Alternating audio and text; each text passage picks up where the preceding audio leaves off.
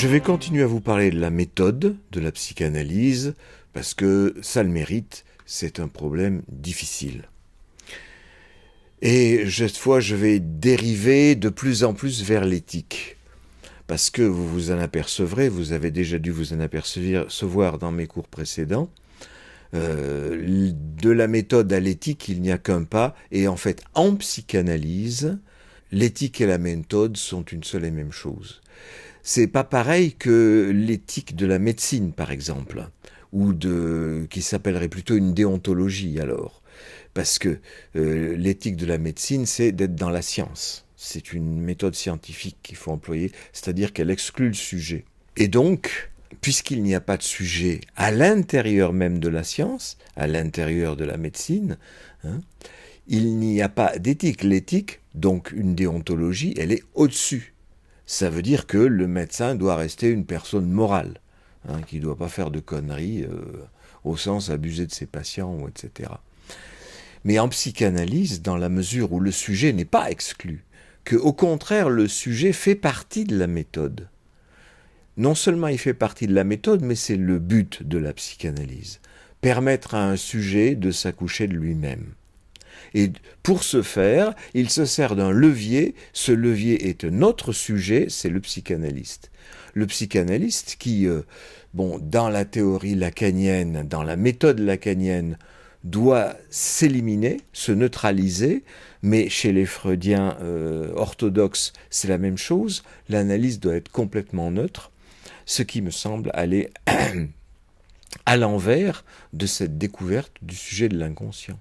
Parce que s'il y a un sujet de l'inconscient, comment peut-on espérer qu'on va le maîtriser puisqu'on n'en a pas conscience? On peut bien vouloir, d'une volonté consciente, faire le neutre, mais dans la réalité de ce que je vis, j'ai mon inconscient qui va m'amener à entendre peut-être plus dans un sens que dans un autre. Je n'en sais rien. Je ne peux que m'analyser en permanence et faire attention à ce que mes formations de l'inconscient m'amènent, notamment les rêves que je fais au sujet des analysants. Je vous en donnerai quelques exemples un de ces jours. Mais pour l'instant, je voudrais revenir à l'association libre en insistant sur ce mot libre, parce que je crois qu'il n'est pas entendu de la même façon par tous les psychanalystes. Alors si les psychanalystes anglais, derrière Winnicott et Mélanie Klein, ont tenu compte de ce qu'ils appellent l'analyse du contre-transfert. Il y a le transfert venant de l'analysant vers l'analyste, mais il y a le contre-transfert venant de l'analyste vers l'analysant. Alors pour Lacan, il n'y a pas de contre-transfert. Il exclut le sujet psychanalyste. Il n'y a pas de sujet psychanalyste pour Lacan. Je pense que c'est une erreur, et je pense que ce sont les Anglais qui ont raison. En tout cas, c'est mon expérience qui m'a amené là, parce que j'ai quand même été formé au lacanisme par la lecture assidue des séminaires et des ouvrages de Lacan, par la participation à des écoles lacaniennes pendant de très nombreuses années. Et bien malgré tout, mon expérience m'amène à penser que non, c'est dans l'analyse du contre-transfert qu'on a le plus de chances de faire véritablement de la psychanalyse. Donc, comme les Anglais de l'école de Winnicott et de Mélanie Klein, avec une nuance quand même, parce que je ne suis pas exactement comme eux, c'est qu'ils restreignent leur analyse des contre-transferts à très précisément ce qui se passe dans telle analyse avec tel analysant. Moi, je pense que finalement, d'approfondir son analyse, c'est-à-dire mes relations à l'égard de tout le monde, y compris de mes parents, de mes frères, de ma famille en général, c'est l'approfondissement de cette analyse en permanence qui m'amène à être plus à même d'écouter les analysants. Donc, l'analyse du contre-transfert, c'est plus continuer à m'analyser comme sujet en train de pratiquer l'analyse. et pas obligatoirement dans la relation avec tel ou tel analysant, même si je fais des rêves concernant tel ou tel analysant.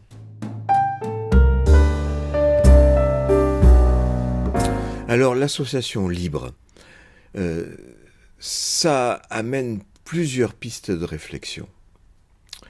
Il y en a une sur la notion de liberté, en rapport avec la théorie, ce qui influence la méthode. Il y en a d'autres, pour l'instant, je vais développer celle-ci. Par exemple, une théorie qui s'intéresse aux signifiants, comme la théorie de Lacan, va faire en sorte qu'on ne s'intéresse qu'aux signifiants, c'est-à-dire à ce qui s'entend. Et donc on va se précipiter sur telle ou telle homophonie. Et l'analysant va se mettre à s'intéresser de plus en plus aux doubles sens qui sont inclus dans les homophonies. Peut-être au détriment des significations, bien que découvrir une homophonie, ça veut dire en fait découvrir une autre signification cachée derrière le premier signifiant qu'on a dit. Par exemple, le fameux signifiant mer, j'ai déjà donné cet exemple, je vais passer un week-end à la mer, et lacanien de base va dire « Ah, la mer », donc la mère, la maman. Mais voilà comment on peut limiter finalement les associations en donnant une espèce d'éducation de l'analysant à force de le pousser, disons, dans un certain registre, le registre de porter attention aux homophonies. Par contre, les analysants lacaniens ne sont absolument pas poussés à rêver. Le rêve ne fait pratiquement pas partie des attentions théoriques de Lacan. Et c'est un problème. Alors, est-ce que moi je laisse plus de liberté associative à mes analysants ? Eh bien, en tout cas, je ne fais pas une attention exclusive aux homophonies. Il m'arrive d'en repérer et de faire entendre que j'ai entendu quelque chose, sans jamais dire que j'entends autre chose. Mais dire que ce mot-là m'a tinté à l'oreille. J'ai passé un week-end au bord de la mer. Ah bon, la mer par exemple. Ce qui est une autre façon de dire les choses, mais un petit peu plus neutre, qui ne pousse pas dans une interprétation systématique de l'homophonie, qui juste, fait intervenir un petit intérêt pour cette chose-là. Par contre, je n'hésite pas à pousser mes analysants au rêve, parce que justement, dans la culture, et notamment la culture lacanienne, la mode du rêve s'est perdue depuis Freud. Alors soit on ressasse l'analyse des mêmes rêves de Freud depuis que Freud les a écrits, c'est-à-dire depuis plus d'un siècle, mais des nouveaux rêves, que le sujet puisse se raconter un rêve publiquement, dans un cours, dans un séminaire, dans un groupe de contrôle, et donc même en analyse, donc du coup, c'est plus de mode. Et donc les gens, des fois, ne pensent pas à parler de leurs rêves. Donc moi je dis, très souvent, dès le premier entretien, je pose un certain nombre de questions pour situer la personne qui vient me voir, ce qu'elle fait, si elle a des parents, si elle a un compagnon, une compagne, des enfants, des choses comme ça, quoi. Et puis je pose la question presque toujours, est-ce que vous rêvez ? Et régulièrement, dans le courant de l'analyse, quand la personne ne m'apporte pas spontanément ses rêves, je pose la question, vous n'avez pas un petit rêve sous la main ? Voilà. Parce que c'est important. Donc, oui, c'est une façon d'orienter la liberté des associations. Parce que je pense que, oui, Freud avait raison quand il disait « Le rêve, c'est la voie royale d'accès à l'inconscient ». Je l'ai déjà expliqué, les autres formations de l'inconscient, l'acte manqué, le lapsus, le mot d'esprit, le symptôme, ce sont des émergences de l'inconscient minuscules. Elles ne sont pas riches. On ne peut pas associer beaucoup là-dessus. Alors qu'un rêve, ça peut être foisonnant. Il peut y avoir des rêves minuscules, juste une image. On peut déjà associer là-dessus, mais ça ne sera pas très riche. Mais un rêve qui est long, qui a des péripéties, des rebondissements, eh bien, oui, là, on peut associer énormément et avancer énormément dans la connaissance de son inconscient.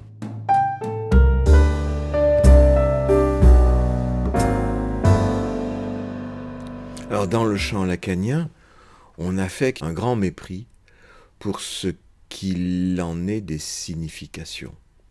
Comme je l'ai expliqué la dernière fois, nous avons le discours explicite qu'on peut ramener au signifié, en tant qu'il est supporté par les signifiants, ce qu'on entend. Et derrière ce discours signifié, explicite, il y a un autre discours, latent, comme dirait Freud, et qui est la signification. Et donc particulièrement dans le rêve, on ne comprend pas, et à première vue on ne comprend pas le rêve parce qu'il est absurde, ça a l'air de partir dans tous les sens. Ça c'est un signifié explicite, c'est le signifié manifeste selon Freud, et puis par l'interprétation, dont on laisse le soin à l'analysant évidemment, par l'interprétation on accède à la signification qui est inconsciente. Et effectivement, les sujets, et moi aussi, donc parmi les sujets, nous nous intéressons au sens. Comme souvent ça se dit dans tous les discours philosophiques ou des salons en soirée en ville, on cherche du sens. Et si on n'en trouve pas, on est déboussolé, on est désorienté. Le sens, c'est aussi le sens de l'orientation. Vers où je vais, d'où je viens, vers où je vais. Et si je n'ai pas ce sens, je suis désorienté. Eh bien, dans l'analyse telle que promue par Lacan, il y a justement un dynamitage de sens, de signification. Il ne faut s'intéresser qu'aux signifiants, c'est-à-dire au support matériel de la parole, ce qui s'entend. Bien que, encore une fois, je l'ai dit de nombreuses fois, chez Lacan, le signifiant peut signifier aussi le signifié, c'est-à-dire la lettre, c'est-à-dire des images. Mais il ne le dit jamais d'une manière explicite comme ça, il emploie juste le signifiant dans un sens autre, ce qui fait qu'on ne s'en sort pas de comprendre ce qu'il dit. Donc moi je pense que pour avoir cette quête de sens, qui est la quête du sujet qui vient demander une analyse, bien entendu, le sujet qui vient demander une analyse, souvent il vient de dire « je souffre, je voudrais souffrir moins ». Mais cette souffrance vient, je pense, fondamentalement, d'une rupture dans le sens. Par exemple, je ne sais pas choisir entre tel compagnon ou telle compagne.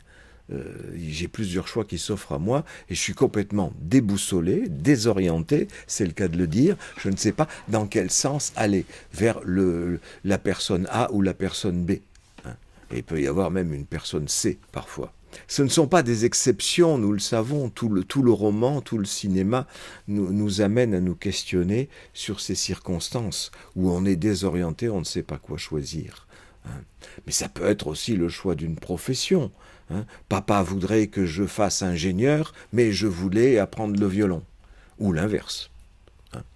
Et donc, à un moment, à la sortie du bac, au moment où il faut choisir une université ou le conservatoire, se pose la question du choix. Est-ce que je vais suivre mon désir ou le désir de papa ou le désir de maman? Ou encore une espèce de compromis dans lequel je ne vais pas me retrouver. Et les questions d'orientation se posent tout le temps. C'est la vie même. Donc c'est la question du sens. Et si on laisse tomber cette question au profit du non-sens que Lacan affecte de promouvoir, c'est-à-dire l'attention uniquement portée à l'homophonie, au sens, à ce qu'on entend, eh bien, ça paraît je reviens à la question de l'association libre, ça paraît, et c'est ainsi qu'ils le disent, ça paraît d'une grande ouverture, parce qu'on ne restreint pas à une signification. Donc ça leur paraît ouvrir vers plein de possibles. Eh bien, je ne pense pas que ça soit juste, parce que, comme je l'ai dit, ça donnait une espèce de pédagogie de l'homophonie à force, à la fois par la culture, dans laquelle baignent souvent les analysants, et même s'ils n'ont pas eu vent de cette culture, il y a la culture qui se fabrique de séance après séance dans le rapport à l'analyste, dont on voit que s'il intervient que pour signaler des homophonies, on finit par ne plus s'intéresser qu'à ça. Et on peut oublier le sens que l'on recherche, l'orientation, ce pourquoi on était venu à la base, trouver le sens de la vie. Et le fait qui accompagne cette attention portée au signifiant, c'est la séance courte, c'est-à-dire la coupure. Cette coupure, dont j'ai déjà expliqué que je l'ai subie pendant quelques 19 ans de la part de mes deux premiers analystes, c'est-à-dire les séances très courtes, font qu'on n'a pas le temps. On n'a pas le temps de faire la fameuse boucle dont j'ai déjà parlé, de faire le retour sur soi pour fabriquer justement du sens, c'est-à-dire de la signification d'une part, signification d'un rêve par exemple, mais sur laquelle on peut s'appuyer pour rebondir vers une autre signification.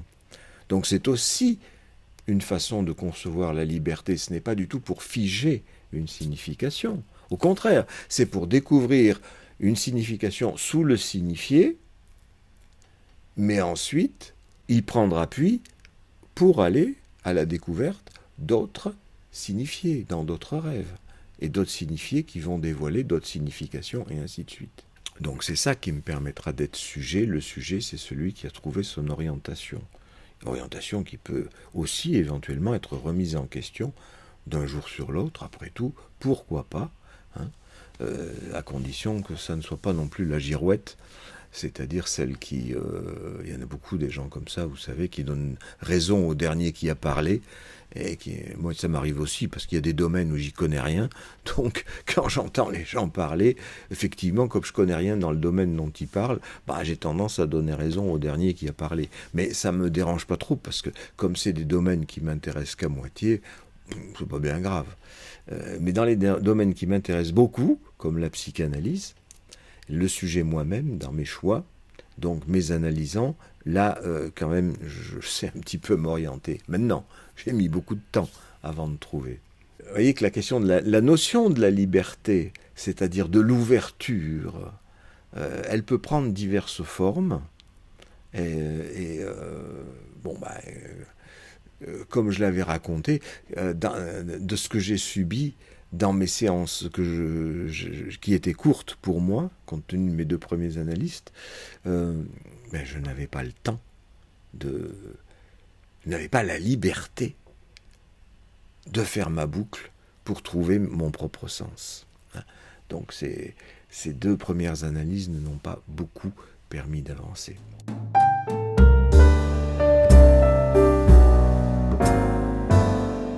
Ça fait partie de ma méthode, donc, que d'analyser mes rêves, ensuite, non pas en solitaire, mais pour un public. Et là, étant donné que le public ne me répond pas immédiatement, ne coupe pas la séance, parce qu'il n'y a pas de séance, et que je suis obligé de lui expliquer pour lui faire comprendre, puisque je sais qu'il ne sait pas. C'est aussi pourquoi l'important n'est pas forcément le sujet supposé savoir, mais en l'occurrence le sujet supposé ne rien savoir du tout. À ce moment-là, j'ai la liberté de faire mes associations libres et d'aller jusqu'au bout de ces associations. Ces associations limitées, mais cette limite est une ouverture, limitée par le fait que je dois expliquer aux autres, parce que je sais qu'ils ne savent pas. Et donc, du coup, ça me revient sur moi-même. Au fond, ce que je croyais savoir, finalement, peut-être bien que je ne le savais pas, et en l'expliquant pour les autres, soi-disant, je me l'explique à moi-même. Et d'où j'avance énormément. Alors peut-être n'était-ce possible qu'après 19 ans d'analyse, d'avoir expliqué à quelqu'un, à un psychanalyste. Mais en tout cas, je pense que pour tous ceux qui souhaitent continuer leur analyse après la fin de leur analyse, c'est une méthode tout à fait pertinente. Et du coup, c'est quelque chose dont je me suis servi dans les analyses que je conduis, hein, pour augmenter cette liberté par cette limite qui est quoi? Mon intérêt en tant que je ne sais pas. Et que je fais valoir au sujet qui vient analyser chez moi, je le fais savoir que je ne sais pas. Donc je pose plein de questions. Les questions qui me viennent, parce que je ne comprends pas, ça c'est mon attitude de base, je ne comprends pas, je ne sais même pas si c'est dans l'homophonie ou dans quoi que ce soit d'autre qu'on va trouver les choses, si j'ai tendance à savoir que c'est dans les rêves. Ben oui, j'ai mes trucs moi aussi, et je pense avoir raison, évidemment, jusqu'à preuve du contraire. Ça c'est la méthode scientifique, jusqu'à preuve du contraire. Donc je l'applique, cette méthode que j'ai trouvée pour moi-même, je l'applique dans les analyses que j'ai sous ma responsabilité. Dans cette façon de questionner, il n'y a pas seulement le fait que je ne sais pas, c'est pas seulement au niveau du savoir que ça se passe, et ça aussi ça fait partie de la méthode. C'est montrer mon intérêt pour l'autre. Et c'est un véritable intérêt. C'est pas un intérêt qui vient du fait que je sois payé pour. Bien sûr, je suis payé pour, puisque j'y passe du temps, c'est mon métier, donc il faut bien que je sois payé. Mais montrer mon intérêt au travers des questions, au travers de mon attitude générale d'accueil, qui fait que j'accueille les gens chaleureusement, eh bien, c'est l'indice d'un affect. Je ne suis pas neutre, je suis affecté, aux deux sens du terme. C'est-à-dire ça m'affecte quand quelqu'un est dans la merde et vient m'en parler, quand quelqu'un est dans la déprime et vient m'en parler, quand quelqu'un a perdu quelque chose, etc., ou qu'il n'arrive pas à s'orienter, eh bien ça m'affecte.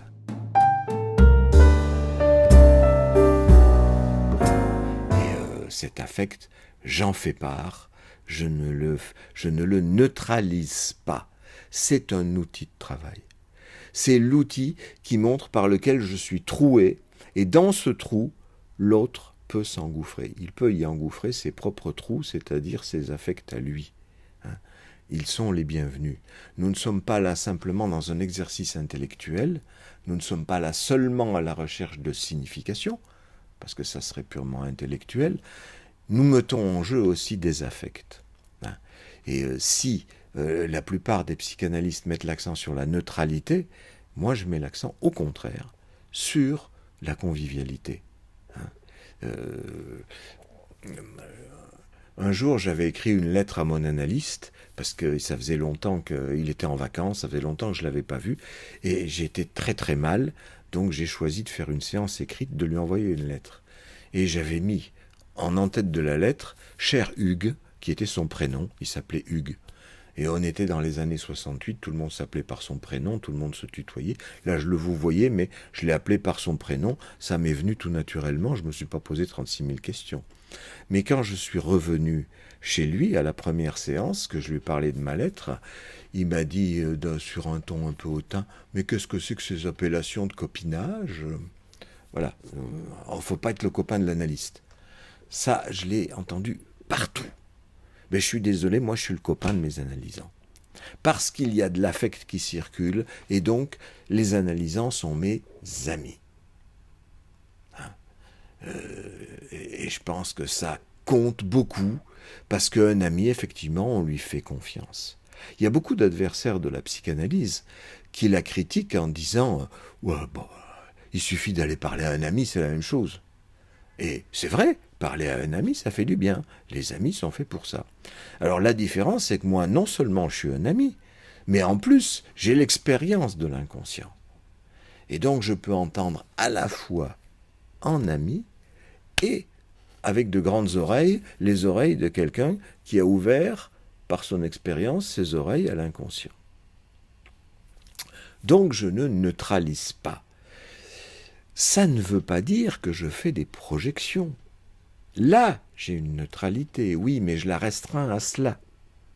Hein, à le fait de ne pas projeter mes significations, mes lubies sur l'autre. Mais mes affects, pas de problème. Hein. C'est ça le transfert. Il y a un transfert, il y a un contre-transfert. Il y a un transfert de l'analysant vers l'analyste, il y a un contre-transfert de l'analyste vers l'analysant. Dans la vie quotidienne, si dans une histoire d'amour, il y en a un qui aime et l'autre qui n'aime pas, qui reste indifférent, qui joue les neutres comme ça, ben ça marche pas.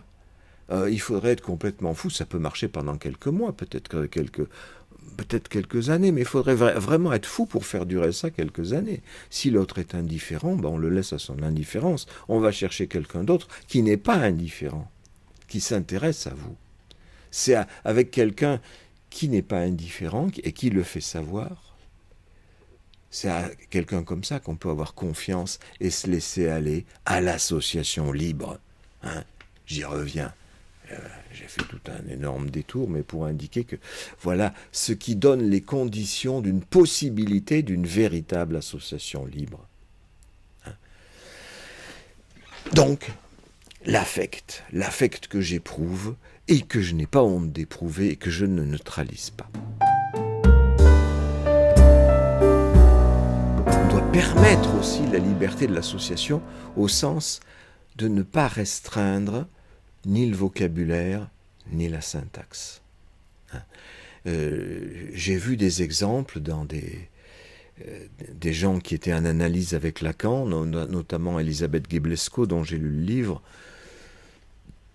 où Lacan la reprenait quand elle disait un mot cochon, par exemple. Et il la rectifiait en lui disant, voilà, le mot poli qu'il faut dire. Bon, ben ça, c'est de la censure. C'est se comporter en surmoi. Hein. Si on doit s'épargner les mots cochons, alors que c'est justement des cochonneries dont il doit être question, c'est foutu. Si on se force à dire pénis ou phallus, on peut le dire bien sûr, mais si on ne doit pas dire ni zizi ni bite, c'est foutu. Hein, il faut se laisser aller au comme ça vient, et surtout comment c'est venu dans l'enfance. Dans l'enfance, c'était le zizi la plupart du temps. Hein, alors, allons-y, autorisons-nous à dire les choses comme elles viennent, comme elles se sont inscrites dans la mémoire. Si on met des arguments de censure, la censure du beau langage, c'est foutu. C'est foutu. Si on sait qu'on doit faire attention.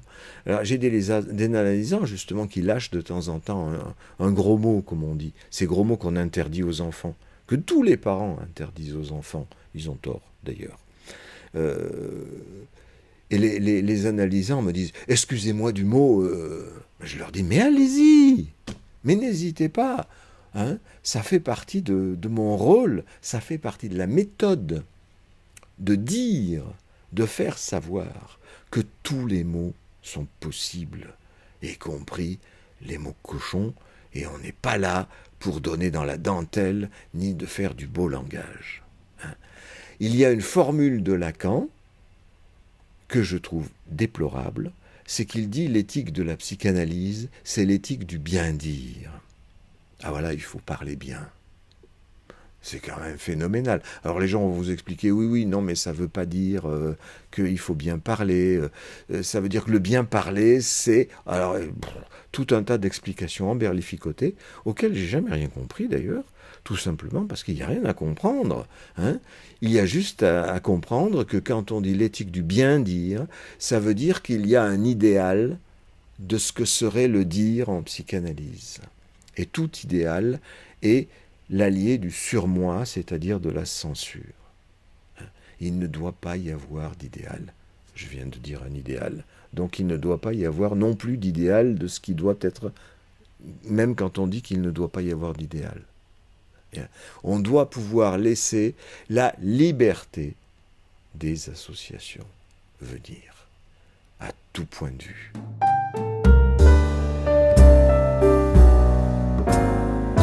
Alors cette histoire de liberté qui suppose limite, Je viens d'en donner des exemples, mais il y en a des foules d'autres dans le champ lacanien où j'ai toujours été épaté de tous les discours qui tournent autour de Lacan qui dit « je fais le père sévère », Dolto qui indique qu'il faut donner les castrations à l'enfant, c'est-à-dire il faut le limiter, et tout un discours autour de la fessée, par exemple. En France, il y a une loi qui interdit les châtiments corporels, certes, mais ça n'allait pas jusqu'à la fessée, et une loi est en discussion en ce moment où il pourrait être question de mettre dans la loi qu'on interdit aussi la fessée. Je vois la plupart des analystes lever au bras au ciel en disant ah mais alors maintenant les gosses ils vont pouvoir faire tous leurs caprices, ils vont plus avoir de limites. Mais c'est complètement idiot ces raisonnements. Parce qu'il y a des multiples façons de faire entendre les limites aux enfants et des façons qui utilisent la parole, qui ne sont pas obligées d'utiliser les moyens corporels comme ça. Que des analystes en viennent à défendre ça. D'ailleurs, quand je pense que les mêmes, j'en connais un comme ça, qui défend la fessée et en même temps, de l'autre côté, il défend Bolsonaro au Brésil. Ça en dit long. Mais enfin bon, heureusement, ils ne sont pas tous comme ça. Mais en tout cas, pour ce qui est de la défense de la fessée, si la défense des limites, la défense de la sévérité, la défense de faut pas faire ci, faut pas faire ça, comme si la psychanalyse était redevenue une discipline de la censure. Bon. Dans les premières maisons vertes, je me rappelle, Dolto expliquait comment l'été, les enfants pouvaient aller jouer sur le trottoir, mais pas trop loin. Donc on avait peint une ligne sur le trottoir en demandant aux enfants de ne pas franchir cette ligne. Bah ouais, ça c'est très bien, parce que ça c'est un effet de langage. C'est une ligne, c'est une écriture. Hein. On dit les choses, ok. Mais quand Dolto, la même, dit il faut donner les castrations à l'enfant, parce qu'elle pense qu'il y a plusieurs castrations, alors elle fait des tas de détails, la castration urétrale, la castration ceci, la castration cela. Bon, c'est fatigant tellement c'est pénible. On n'a pas en psychanalyse à faire le catalogue des censures qu'on va imposer aux analysants. Et là, je me reviens à l'idée de la coupure de la séance courte, qui est une des censures les pires qu'on puisse donner. Au contraire, association libre. On doit, au contraire, mettre tout en œuvre pour qu'il y ait la plus grande liberté. Évidemment, la liberté ne peut pas être infinie. Et s'il y a des limites, eh bien, on les nomme. Par exemple, chez moi, je dis plusieurs fois, dans le courant d'une analyse, il m'arrive de dire plusieurs fois au même analysant que, si, ici, il peut tout dire, y compris des injures à mon égard. Il n'y a aucun problème, mais pas tout casser. Ou il peut dire, à l'inverse des injures, qu'il m'aime, qu'il me désire, qu'il a envie de me baiser par tous les trous. Il peut le dire. On ne peut pas le faire. C'est ça qui est vachement important. Alors quand mon analyste commençait à prendre un ton hautain en me disant qu'est-ce que c'est que ces appellations de copinage, je vais certainement pas pouvoir lui dire que je pourrais avoir envie de le baiser éventuellement, parce que ça va être plus que du copinage là. Voyez, en quoi c'est très important aussi le ton sur lequel on dit les choses. Et le ton de totale ironie, le ton hautain qu'employait régulièrement mon analyste, et je sais qu'il n'est pas le seul, parce qu'avec cette idéologie du persévère promue par Lacan, des tas de clones de Lacan se sont mis à faire la même chose, et avec Dolto qui renchérit donc sur ces castrations, c'est quelque chose qui marche à fond la caisse, et qui marche d'autant plus à fond la caisse que les gens aiment ça. Oui, ça, Lacan l'avait dit aussi. Il peut dire tout et le contraire, il n'y a pas de problème. Les gens ont besoin d'un maître. Mais ils ont besoin d'un maître. Pourquoi ? Pour cette raison qu'ils cherchent du sens, comme je le disais il y a quelques instants. En fait, ce n'est pas le maître qu'ils recherchent, mais le sens. Or, le maître donne du sens. Donc, les gens ne savent pas comment s'orienter, ils vont chercher dans une religion qu'on leur dise qu'est-ce que c'est que la morale, qu'est-ce qu'il faut faire et ne pas faire, qu'est-ce qui est bien, qu'est-ce qui n'est pas bien. Alors, mais si l'analyse se comporte comme une religion et vient aussi dire qu'est-ce qui est bien et qu'est-ce qui n'est pas bien, on est foutu. Il n'y a plus de psychanalyse, c'est une religion. Et en effet, dans les écoles, elle s'est transformée en religion. Autour, justement, de ces aphorismes de Lacan qui donnent une orientation, qui donnent du sens, et de la révérence au maître qui donne du sens. Aux dépens du sens que l'analysant pourrait trouver pour lui-même. Je réinsiste, je l'ai dit la dernière fois, je le redis, le discours de l'analyste, c'est l'opposé du discours du maître. Et là aussi, je suis obligé de rappeler que c'est Lacan qui l'avait dit, mais dans la pratique ou dans d'autres formules, il dit le contraire.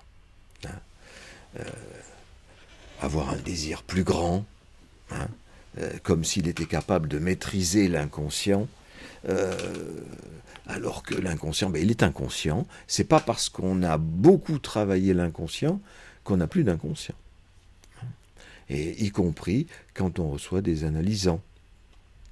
On peut se laisser dépasser par tout un tas de choses et on ne maîtrise pas, on ne peut pas. Et si on fait semblant, si on fait savoir qu'on est neutre, c'est-à-dire qu'on maîtrise tout, eh bien, on est dans le mensonge. Ce n'est pas possible. Autant faire avec plutôt. Avec les affects, avec le fait que parfois quand je dis quelque chose à un analysant, il me vient un lapsus, et là, comme ça, en direct, je dis « Ah oui, bon, je me suis trompé, qu'est-ce que j'ai dit là ?» Je fais l'analyse de mon lapsus devant le sujet analysant. Pourquoi ? Mais parce que ça le concerne autant que moi, puisque j'ai fait ce lapsus en lui parlant à lui. C'est pas un hasard. Donc ça veut dire quelque chose de moi, mais de moi dans mon rapport à lui. Et je le lui dois, parce que je suis un sujet et que je suis là comme outil dont il peut se servir, un outil sujet, dont il peut se servir pour s'accoucher lui-même comme sujet. Et ça suppose, en effet, combien de fois j'ai dit que je portais l'analysant dans mon ventre ou que j'avais envie de baiser tel ou tel analysant. Ce sont des choses qui arrivent, ça se dit, ça peut se dire, mais ça ne se fait pas. Je porte l'analysant dans mon ventre parce qu'effectivement, c'est ça le travail de la psychanalyse, c'est le travail du psychanalyste pour permettre à la fin de l'analyse que l'analyste, effectivement, je viens de faire un lapsus, la fin de l'analyste, c'est la fin de cet analyste pour cet analysant-là, qui accouche du sujet, l'analyse est terminée. L'analyse est terminée avec cet analyste-là. Ça peut reprendre avec un autre analyste, où la personne peut commencer à oser parler d'elle en public, d'abord dans des petits groupes, ce pourquoi j'organise ces petits groupes qui s'appellent Parler de soi, soit directement en public, sur les réseaux sociaux, dans des livres, dans des colloques, dans n'importe quoi, dans les salons en ville le soir. Au lieu de raconter des conneries et des banalités, on peut peut-être aussi parler de soi. Je sais, c'est très difficile, mais c'est bien plus intéressant. Donc, il y a cette culture de la censure dans le champ analytique, ce que je trouve absolument terrible. Je me souviens à présent d'avoir entendu, il y a 1 an ou 2, dans un grand colloque de psychanalyse, un psychanalyste, collègue, que j'aime bien par ailleurs d'ailleurs, mais à ma grande surprise, il a fait toute une intervention, qui avait dû bien durer 20 minutes, une demi-heure, sur quoi ? Sur la pudeur. Éloge de la pudeur. Nom de Dieu. En analyse. Alors que Freud a découvert tout ce qu'il pouvait y avoir derrière la censure, alors qu'il a découvert que le travail de la psychanalyse, c'était lever la censure, donc la pudeur. Ne pas confondre, encore une fois, ce qu'on peut dire et ce qu'on peut faire. Il ne s'agit pas de se foutre à poil dans les salons ou dans les colloques, et de baiser devant tout le monde. C'est pas de ça dont il s'agit. C'est d'être capable de dire ce qui nous arrive et de nous le dire les uns les autres. Donc je ne vais pas faire l'éloge de la pudeur. Au contraire, en entendant ça, j'ai envie de sortir mon revolver. J'ai envie de sortir mon revolver à censure, moi aussi, mais de censurer la censure. C'est vrai que ça fait un peu paradoxal comme ça, mais c'est la seule censure que je m'autoriserai. Hein? Parce que si on se met à faire... Ça fait partie donc de cette culture de la censure qu'il y a dans le milieu analytique. Autre exemple qui me revient en tête, c'est que quand je travaillais avec des enfants dits autistes, ils s'agitaient de partout, je les faisais rentrer dans mon bureau, ils ressortaient aussitôt. Liberté. Pourquoi est-ce que je les obligerais à rester dans mon bureau? Pourquoi je les obligerais à faire une analyse? Ce qui renvoie à le Freud obligeant l'homme au loup à trouver une réponse avant telle date. Ce qui me rappelle les analystes ou Lacan qui font des séances courtes en obligeant l'analysant à se couper en plein milieu d'une phrase ou du récit d'un rêve. C'est du même ordre. Pourquoi je me mettrai du côté de la censure? Au contraire, il faut que les enfants aient envie de venir me voir. C'est comme les analysants. Si je les oblige, c'est foutu d'avance. Bon, mais comme ils étaient sous ma responsabilité, ils n'allaient pas aller se mettre à courir dans la rue, à traverser devant les voitures. Je ne pouvais pas laisser faire ça. Il y a une limite. Mais dans mon bureau, non. Et d'ailleurs, ils n'allaient pas dans la rue la plupart du temps, ils allaient la plupart du temps dans la cuisine ou dans les chiottes. Ce qui veut dire c'était leur façon, comme souvent ils ne parlaient pas, de mettre en jeu leur libido au niveau oral et au niveau anal. Bon, c'est intéressant. Au moins, ils me montrent quel est l'objet de leur intérêt. Et je peux leur en dire quelque chose, ce que je comprends, et comme ça peut-être un dialogue peut s'engager, mais parce qu'ils sont libres. Ils ne parlent pas, mais ils font une association libre par leur déplacement dans le bâtiment. Eh bien, je me suis fait virer virer c'est déjà une censure, parce que je ne devais pas laisser les enfants sortir de mon bureau. Je devais les obliger à venir en analyse. Les bras m'en tombent, comme disait ma copine la Vénus de Milo. Même chose, excusez-moi si je me répète parfois, mais dans un autre service, je donnais des gâteaux au type qui me demandait des gâteaux, et grand scandale au niveau des infirmiers, parce que comme il était constipé, il ne fallait pas lui donner des gâteaux. On l'obligeait à un régime pour sa constipation. Eh bien, on ne soigne pas les gens par obligation. Ça ne marche pas. Et ça ne marchait pas, effectivement, depuis 30 ans. Alors qu'en 3 mois de ce nouveau régime, moi qui lui donnais du gâteau, en 3 mois, il a été guéri de sa constipation. Et de surcroît, cerise sur le gâteau, il a commencé à parler à ce moment-là, à l'âge de 30 ans. Bon. Mais on me fait savoir que c'est l'horreur parce qu'il faut l'obliger à faire des régimes. Chaque fois qu'on oblige quelqu'un à un soin, c'est raté. Et alors pire en analyse, puisqu'en analyse la question c'est de se trouver soi-même. Alors obliger quelqu'un à se trouver lui-même, c'est un peu féroce ça. Par définition, c'est celui qui oblige qui substitue son moi au moi de l'autre. Donc il ne va pas lui permettre de le trouver. Bon, moi-même dans cette histoire, j'étais pas très à l'aise, puisque on m'avait dit, j'avais entendu tout partout, qu'on ne donne rien. L'analyste ne donne rien. Il doit être un vide. Bon, là, heureusement que j'ai eu suffisamment d'indépendance d'esprit, tout en me disant, nom de Dieu, je fais pas ce qu'il faut, parce que c'est pas ce qu'ils disent tous les autres. Si je donne des gâteaux, mais en même temps, j'ai un cœur, et je voyais ce pauvre gars qui était au régime forcé depuis sa naissance. Il avait 30 ans. Ce pauvre gars qui me demandait des gâteaux, puis j'étais même... Là, il y a des limites aussi, je lui en ai pas donné des paquets entiers. Je lui donnais 2 gâteaux à chaque séance. 2 petits gâteaux sablés, vous savez, comme ça. Bon. Ça lui convenait très bien. Ça suffit pour le sortir du problème dans lequel il était. hein. Parce que le problème de la constipation, c'est justement qu'on demande trop à l'autre. On lui demande son caca. C'est comme ça que ça se fabrique, les constipations. Hein. Quand la mère est un peu trop pressée, la mère ou tous ceux qui s'occupent de l'enfant, hein, est un peu trop pressée d'obtenir la propreté de l'enfant, parce que c'est vrai que c'est chiant de nettoyer le caca, et qui veut absolument très très vite lui apprendre la propreté. Donc elle est là à l'affût, elle demande le caca à l'enfant. Et l'enfant, sa seule liberté de sujet, association libre, on y revient, sa seule liberté de sujet, c'est justement de refuser ce qu'on lui demande avec tant d'insistance. Hein. C'est un moyen de défense.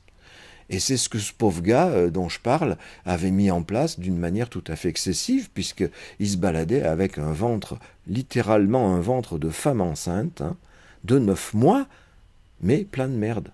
Hein. À partir du moment où moi je lui demandais plus rien, au contraire j'avais entendu sa demande, là ça a pu se débloquer. Hein.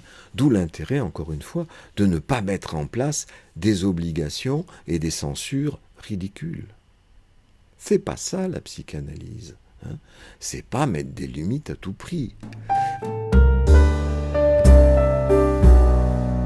Alors, j'entends bien derrière qu'il y a cette histoire de nom du père mise en place par Lacan, où le nom du père, c'est celui qui a dit, c'est cette fonction. Heureusement, au début, il pensait que c'était le père de la réalité, et puis petit à petit, il en est venu à comprendre quand même que c'était ce qu'il appelait le port symbolique. J'ai dit le port, vous voyez, il doit y avoir une cochonnerie là-dessous.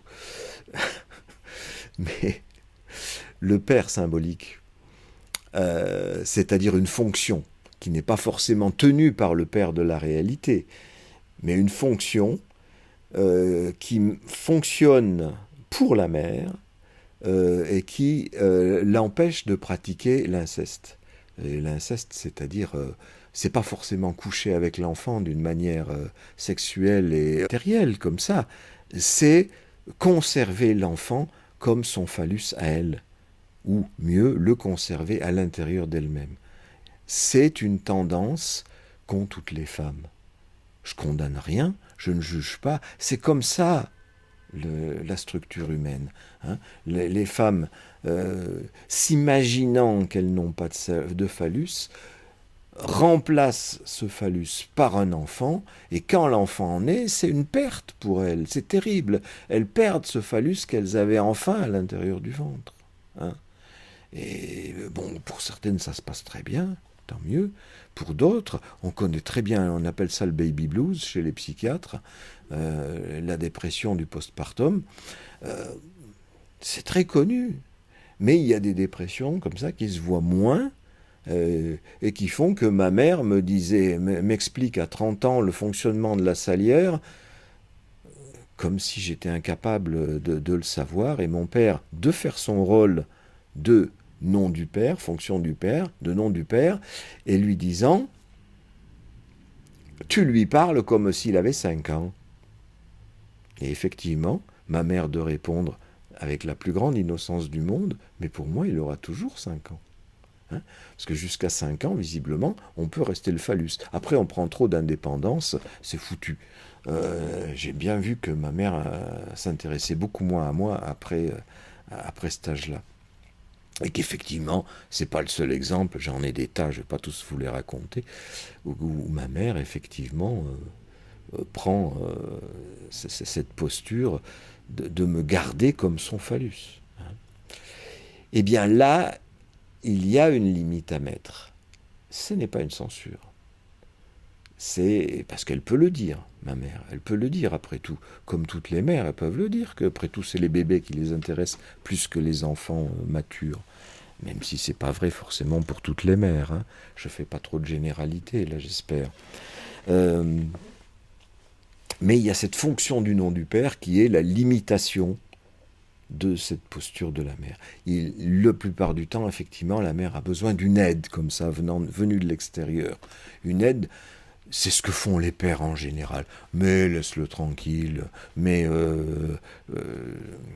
il peut se débrouiller tout seul, t'es toujours derrière lui. Bon, c'est des petites choses qu'on peut dire comme ça, et qui font qu'il y a un équilibre toujours un peu bancal, hein, mais dans une famille. Hein. Mais en analyse, on n'en est pas là. Hein.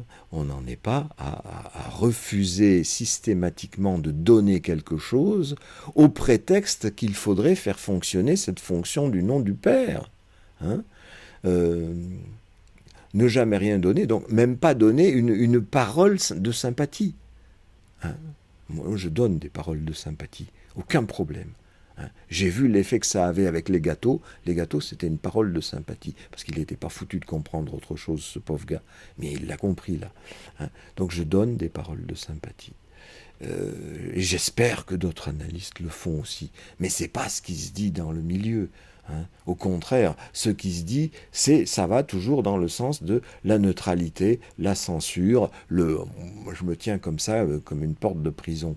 C'est fondamental pour la méthode de la psychanalyse, ça. Hein. Bien sûr, il y a de la limite quelque part, mais si possible, cette limite, ce n'est pas de la censure. Ça ne doit pas aller dans le sens de la censure. Un autre exemple qui me vient encore, un très grand directeur d'école, une école dans laquelle je suis resté très longtemps, qui n'hésitait pas à dire avec la plus grande naïveté du monde qu'il interdisait l'usage de ses toilettes aux analysants. Quand on lui demandait pourquoi, parce qu'on trouvait ça un peu surprenant, je dis on, parce que nous, ces élèves, effectivement, on était tous un petit peu du même avis, on ne comprenait pas. On lui a demandé un jour et pourquoi, et il a répondu, mais est-ce que vous vous rendez compte de l'agressivité que c'est de pisser dans les toilettes de quelqu'un ? Oh, oh. Non, c'est pas possible, là. Il yoyote de la touffe, le gars. Et le pire, c'est que pendant quelques années, je l'ai cru, et j'ai procédé comme lui, et c'est horrible.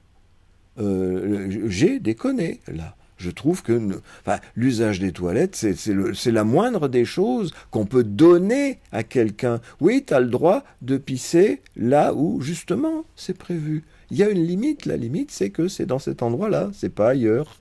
Hein. Et celui qui veut absolument limiter cette chose-là, cette chose si naturelle d'aller pisser dans un endroit prévu pour, eh bien, c'est là qu'il se prend pour un maître et qu'il n'y a pas de limite à sa limite, à sa façon de poser des limites. Hein. Vous voyez que ça se rejoue à un autre niveau là. Hein. Quand on met des limites, il faut aussi que la limite, on se l'applique à soi-même, hein, qu'on n'aille pas trop loin dans les limites. C'est là où la coupure se recoupe, hein, c'est-à-dire que on s'applique la loi à soi-même. Lacan l'avait repéré dans son analyse du président Schreber. Il avait repéré que justement le père de Schreber, qui est quelqu'un de très connu en Allemagne, qui a écrit des ouvrages d'hygiène corporelle sur la gymnastique, sur ce qu'il faut faire, pas faire, qui avait inventé des corsets absolument effroyables à faire porter aux enfants pour qu'ils se tiennent droit. Il y avait des squares Schreber, qui étaient de son nom, donnés du nom du père de Schreber, en Allemagne, parce qu'il était très connu pour son travail d'éducation auprès des enfants. Travail d'éducation qui était quoi ? Obliger à tenir droit, censurer, interdire, obliger, etc. quoi. Hein, et surtout pas de masturbation, c'est terrible. Je rappelle qu'au XIXe siècle, on avait coutume de couper le clitoris aux petites filles. Hein, c'est pas une spécialité africaine, hein, mais dans les pays dits civilisés, on faisait ça lorsqu'elles se masturbaient. Hein. C'était une pratique, oui, assez courante à l'époque. Donc surtout pas de plaisir, hein. C'est pas permis. Mais ça va dans le sens, interdire l'usage des toilettes, ne jamais rien donner. Hein, ce truc-là, comme si on s'imaginait que c'est parce qu'on ne donne rien qu'on va obtenir des paroles. Moi je dis que c'est parce qu'on donne de la sympathie que la personne va avoir confiance et qu'elle va pouvoir vider son sac, enfin. Voilà des choses importantes qu'il faut dire pour comprendre qu'est-ce que c'est que la méthode analytique et donc la méthode de l'association libre, c'est-à-dire pas sanctionnée, censurée par toutes ces limitations que je viens d'énumérer.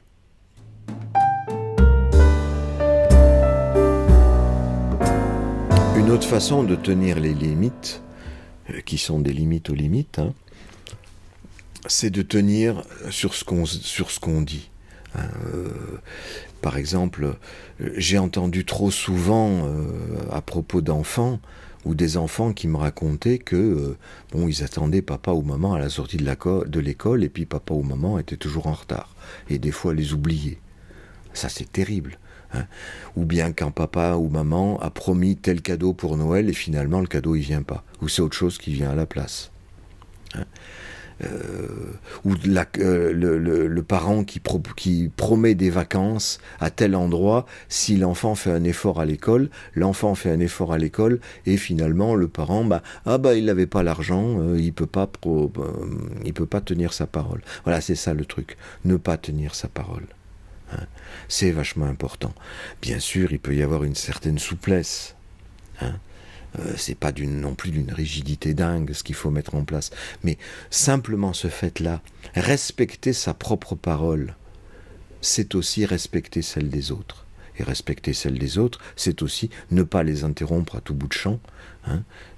Ce qui est tellement courant dans le champ de l'analyse, qui fait que dans les groupes de travail où j'ai participé, des groupes de lacaniens, ils étaient tout le temps en train de s'interrompre les uns les autres. Hein, à finir la phrase de quelqu'un qui est en train de parler, comme s'il savait quelle était la fin de la phrase. Hein. J'étais atterré quand je voyais des choses comme ça. Je me disais, mais qu'est-ce qu'ils font en analyse, ceux-là ? Peut-être qu'ils s'empêchent complètement de faire ça, c'est-à-dire qu'ils sont complètement muets, ce qui peut être une façon d'y arriver, parce que dès qu'ils sont en groupe, alors ils se lâchent et ils sont incapables de respecter la parole des autres.